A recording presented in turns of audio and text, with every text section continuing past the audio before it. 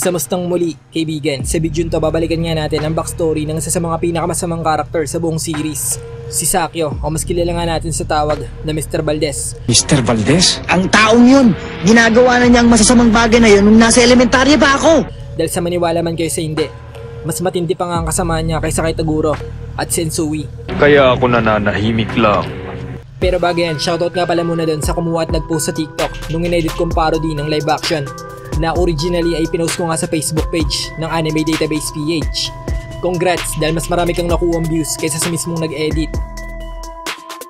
Pero para sa mga nakapanood, kahit saan nyo pa ngayon unang nakita, sana natuwa kayo kasi yun lang naman talaga ang dahilan kaya inedit ko yan. Ang mapangiti nga, ang makakapanood.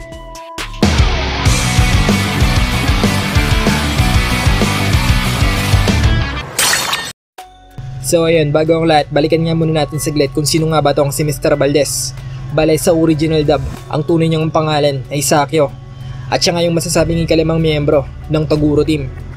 Ayon mismo sa kanya, nanggaling nga siya sa isang ordinaryong pamilya. Alam mo, ang mga magulang ko ay mga simpleng tao lang naman. Meron siya mga mapagmahal na magulang at apat na nakatatandang kapatid. Masasabi nga raw na perpektong pamilya sila. So bakit nga ba siya naligaw ng landas? Ako lang ang naalihis ng landas. Wala naman na raw siyang sinisisi kung bakit siya nagkaganito. Sadyang ipinanganak lang daw kasi siyang may bulok na pag-iisip. Ang talagang bulok sa akin ay ang ulo kong ito. Nung kabataan niya, naging libangan nga niya na tumapos ng buhay ng mga hayop at insekto. May mga pagkakataon pa na sinusubukan niya kung gano'n niya katagal mapapanatiling buhay ang isang hayop matapos niyang alisin ang puso nito. Pinatay ko silang lahat dahil yun ang gusto kong makita. Pero sa paglipas ng mga araw, naging boring ng araw para sa kanya yun. Kaya mga walang buhay na katawan naman ng mga tao ang pinagtitripan niya. Gusto ko ang nakakakita ng mga nabahira ng dugo. Pero maging yun nga raw ay madali niya ring pinagsawaan. Hanggang sa nagkaedad nga siya at natutulong ibaling sa ibang bagay. Yung kakaibang kaisipan niya na yun. Sa paraan ng pagsusugal. Nabuhay ako ng matagal sa pagsusugal dahil masaya ito. Nakaadikan niya nga raw ang kakaibang pakiramdam na ibinibigay nun sa kanya. Lalo na't sa bawat susunod na pagtaya, maaari niyang may panalo o may patalo ang lahat. At dahil sa angking husay niya nga sa pagsusugal, tumaas ng tumaas ang reputasyon niya sa mga lihim na gawain na tulad nun. Gusto ko magsugal sa mga bagong bagay. Umabot pa ngayon sa punto na madalas na umaayaw na ang kalaban niya kapag seryoso na ang mukha niya. At kadalasang yung mga taong lumalaban sa kanya sa mga ganung pagkakataon ay yung mga taong may kapareho niya ng pag-iisip. Mga taong walang puso na handang itaya ang lahat para sa kakaibang pakiramdam na idinudulot ng pagkatalo o pagkapanalo. Mga grupo lang na kasing bulok ang isipan ang tumatanggap sa pusta ko. May 4 na beses na raw niyang itinaya ang sarili niyang buhay sa isang sugal. Pero ni minsan, hindi nga raw siya natalo sa tuwing gagawin niya yan. Hanggang sa yumaman nga siya ng gusto na naging dahilan para madiscover niya ang Black Club. Isang lihim na organisasyon na binubuo ng mga pinakamayayamang kriminal sa mundo. At siya nga naging pinakabatang kasapi nito. Ang resulta ay ang pagiging konektado ako sa mga masasamang tao. So ano nga ba tong Black Club? Ano nga bang pangunahing layunin nila at bakit pinili ni Sakyo na maging bahagi nito? Ang Black Club ay organisasyon ng mga kriminal.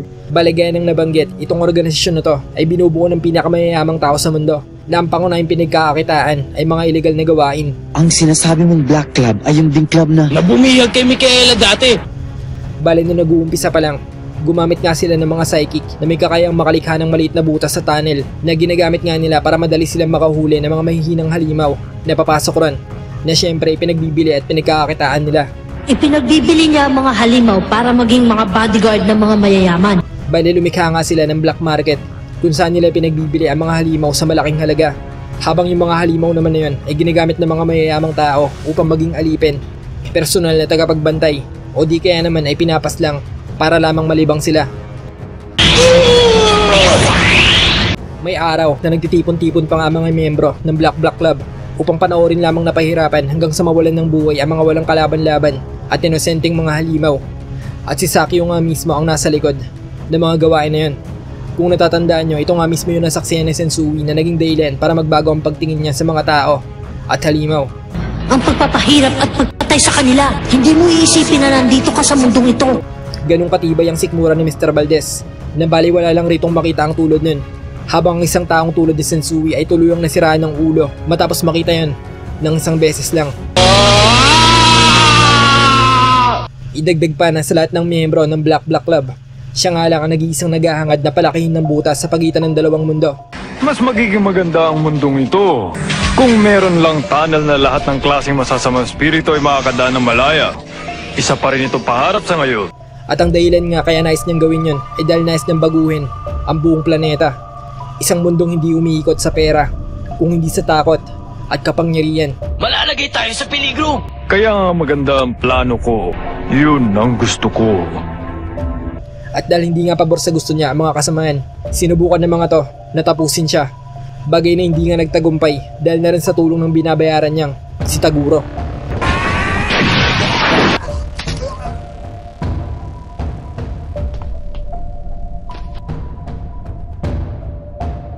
Kita nyo na, ganun kalaki ang impluwensya ni Mr. Valdez sa buong kwento ng Ghost Fighter. Hindi man siya ang direktang nag-utos kay Sensui na buksan ng lagusan. Siya pa rin ang dahilan kung bakit nasiraan to ng bait, na nagresulta nga sa pagtatanim nito ng matinding galit sa mga tao, na humantong pa nga sa pagpaplano nitong mabuksan ang lagusan. Ang harang na naghahati sa mundo ng mga tao ay malapit nang mawala. At lahat ng yun nga ay nangyari dahil nag-i-exist ang mga taong tulad ni Mr. Valdez. Isang taong mas masahol pa sa tunay na halimaw. Nagtataka lang kasi ako dyan kay Mr. Valdez. Ramdaman kong hindi siya ordinaryong nilalang kundi isang malupit na multo. Siya ay malupit na tao at walang pakialam sa buhay ng iba. Sa katunayan, sa lahat ng ipinakilalang kalaban sa Ghost Fighter, si Sakyo o Mr. Valdez ang masasabing pinakawalang puso sa lahat. Hindi kasi siya gaya nila Taguro at Sensui na naging masama nga lang matapos may makitang nakapagpabago sa pananaw nila. Hindi gaya ni Sakyo na ayon nga mismo sa kanya ay pinanganak ng may mali sa kaisipan. Walang ibang may kasalanan. Sarili ko lang talagang utak. Kung iisipin, parang ang maayos nga lang dito kay Sakyo ay marunong siyang tumupad sa napagkasunduan. Itinaya niya ang buhay sa laban ni Taguro kay Eugene. At dahil natalo nga siya sa pustahan, walang pagdadalawang isip na tinupad niya ang napagkasunduan. Sa mundo ng pagsusugal, marunong akong tumupad sa usapan. Ginawa niya ngayon ng walang bakas ng kahit anong pagsisisi. Bukod pa sa sinubukan niya ang isama sa hukay ang lahat ng nilalang na naroon. Bagay na makapagpapatunay kung gaano talaga kadilim ang pagkatao niya. Ang dome na ito ay sasabog sa ilang sandali. Kasama ako at lahat ng ambisyon ko. Kaya walang duda kung si Haring Enma ang tunay na kalaban sa Ghost Fighter. Dahil nga sa pagsisinungaling nito tungkol sa mga halimaw, si Mr. Valdez naman ang pinakawalang puso. Dahil kahit balibalik na rin ang pagkatao niya, siya lang ang nag-iisang karakter na walang mabuting katangian. Kaya nga si Mr. Valdez ay naglagay ng malaking halaga sa sino mang makakapagpatupad sa plano niya. Ang ordinaryong nilalang ay hindi mag-iisip ng ganong plano. At yun nga, bago natin tapusin ang video na to, pahabol na trivia lang. Alam nyo ba na yung lahat ng interaksyon ng kapatid niya Alfred na si Susie kay Mr. Valdez ay sa anime lang nangyari? Hindi talaga nangyari yung mga yon sa manga. Lalo na ngayong eksena nila matapos pasabugin ni Mr. Valdez yung stadium. At mas lalong di nangyari yung pagluluksa ni Susie para sa kanya. Paalam.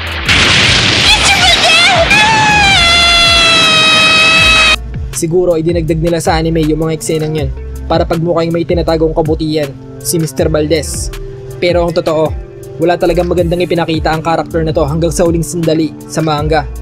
Ganun siya kalala, kaya kung gusto niyo nga siya para kay Susie, aba, maawa naman kayo sa kapatid ni Alfred